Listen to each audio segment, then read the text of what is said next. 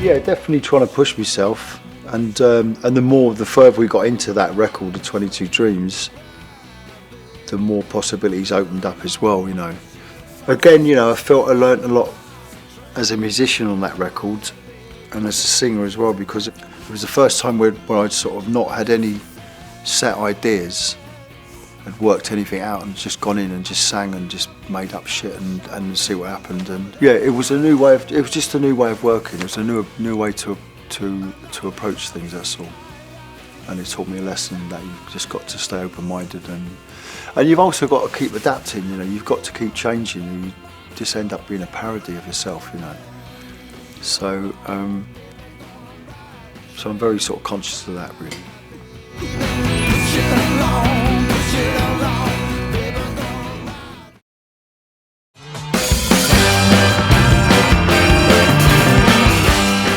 22 Dreams was I cut with Little Barry's band.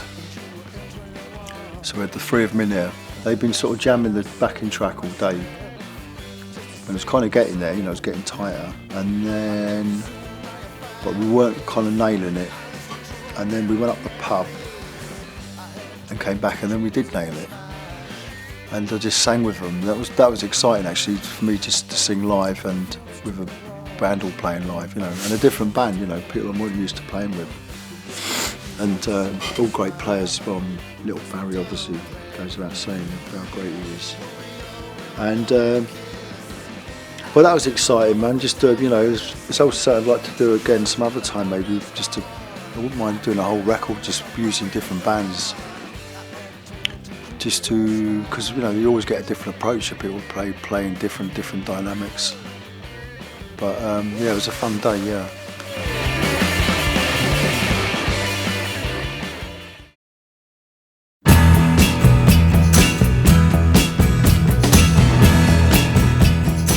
Yeah, well, got Clem Catini, who's the master drummer, who's played on more number ones, probably more records, but he's played on more number ones than anyone else, I think.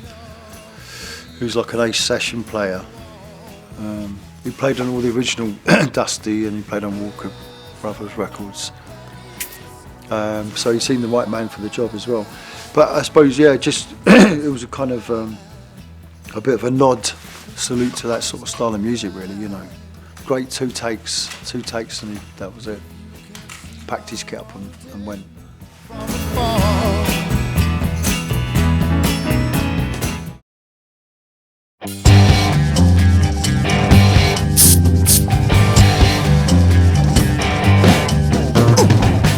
Kind of intention on Wake Up the Nation. I didn't feel anyone else was really doing that.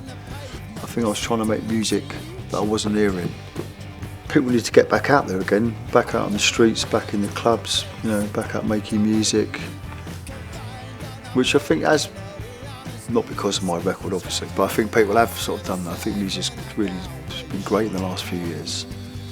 We always go through those sort of periods of time when it's kind of just hasn't got the energy in it, but people have said it was like an angry record, but I don't know if it was angry. I'm not sure if that's right or not.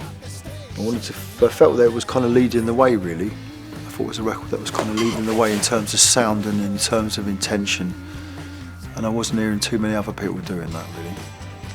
It only feels sort of weird for me to say that, being 50, whatever I was at the time I made it, since it's the sort of thing that 18-year-olds should be saying or doing. Do you know what I mean?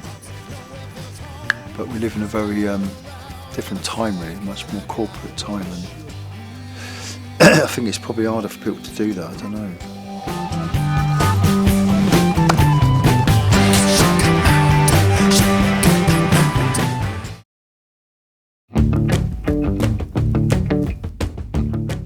Well, me and Bruce have been talking anyway. We'd been speaking, which we hadn't done for a long time. But anyway, we had the backing track for Fast Car Slow Traffic, and I just immediately thought it'd be great on that. His bass style would be great on that track. And it was. And yeah, just dead quick, like a lot of my stuff really, just get in there, a few takes and that's it. But I love the record. I think it's just so different. I mean, it's got kind of echoes of the Jam, I suppose, certain period of the jam. But then it's got a bit of the kind of some sort of avant-garde sort of leanings as well, sonically, I think.